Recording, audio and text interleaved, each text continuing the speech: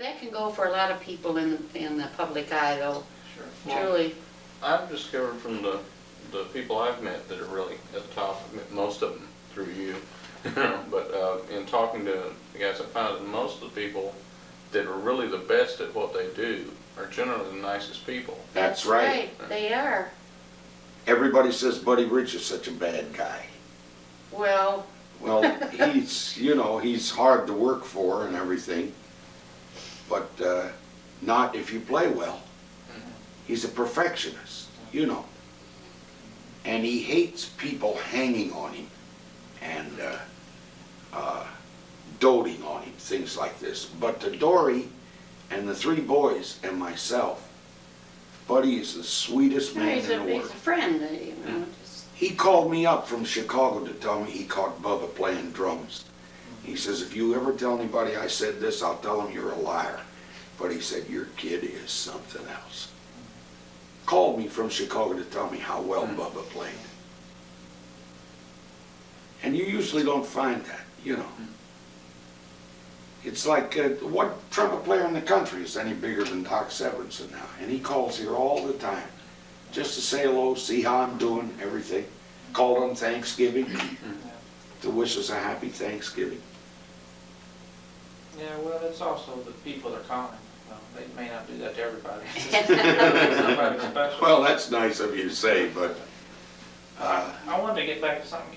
Didn't you one time you told me you had to record some other players and their style? oh yeah, we made a.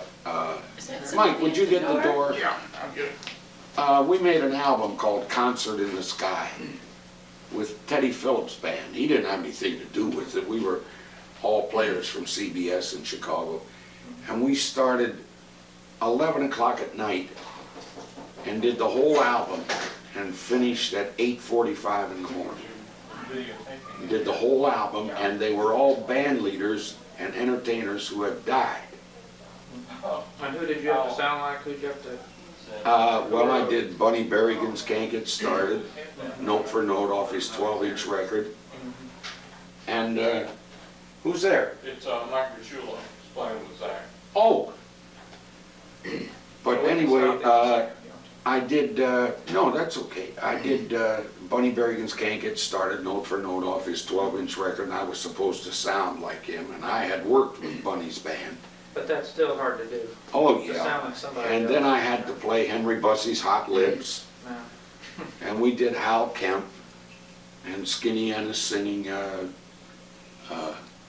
Got a Date with an Angel, and we did Bill Robinson, the tap dancer, and Frankie Rulo, the drummer, had a pair of shoes on his, with his hands and did the tap dancing on it.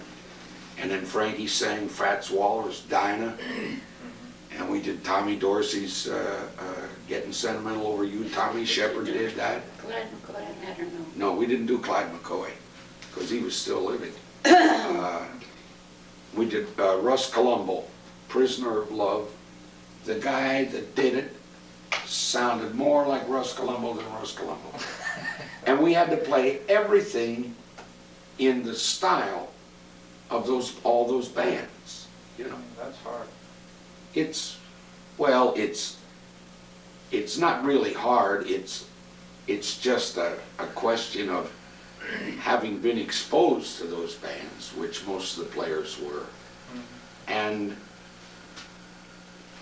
it came about with experience, that's all. That's the only Well, I difference. thought you were 24 or something, weren't you?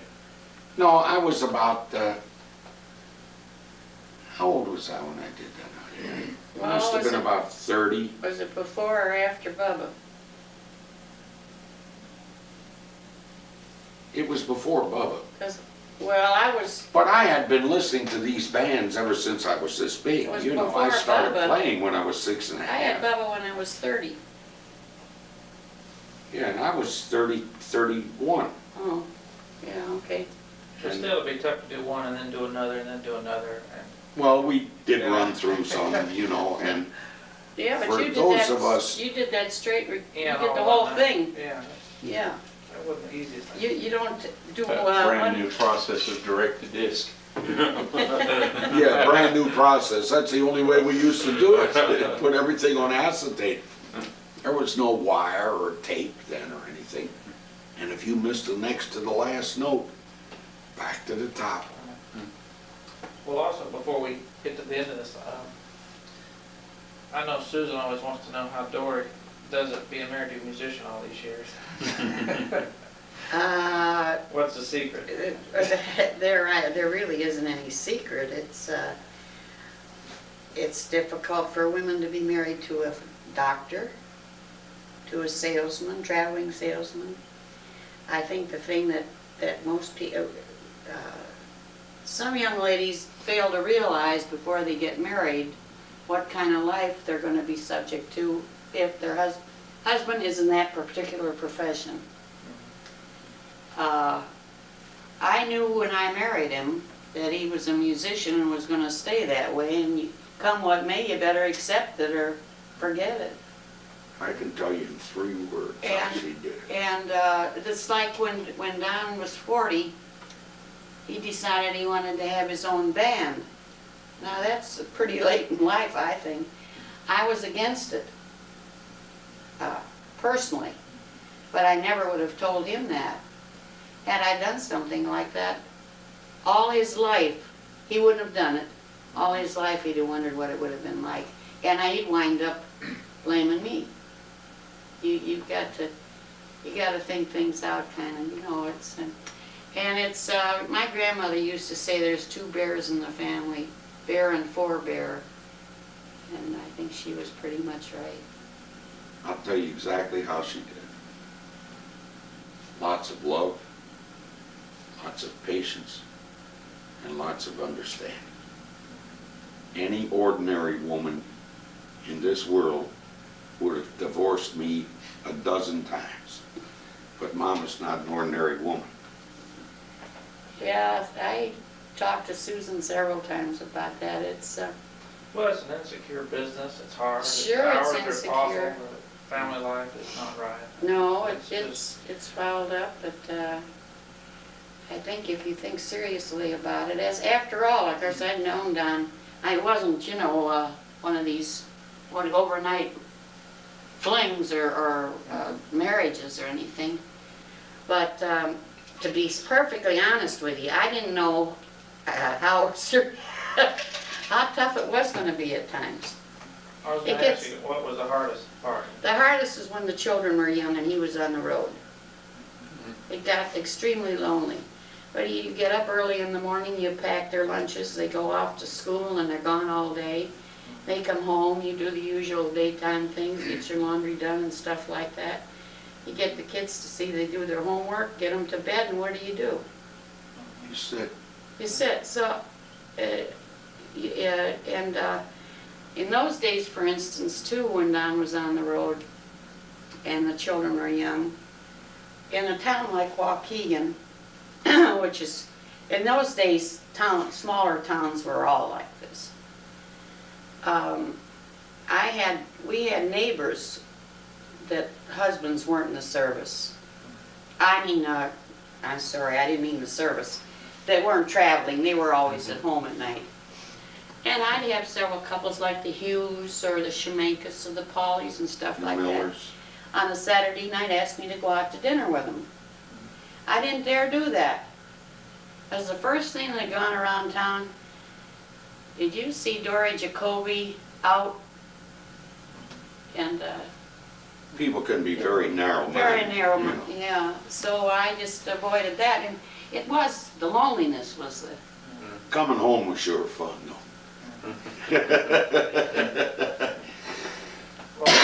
Well, tell us about your move to Texas then. Well, I had the band. I lost $38,000 in 3 years on the band. And I had a contract here. I was working, what was it, 25 weeks a year at the Cabana You know, which is on Stemmons. I opened Which that was it? place. beautiful. As a matter of fact, it was Well, the the same- forerunner of the Of Caesar's Palace. That was Same the man did it. forerunner of Caesar's Palace. The same guy built both of them.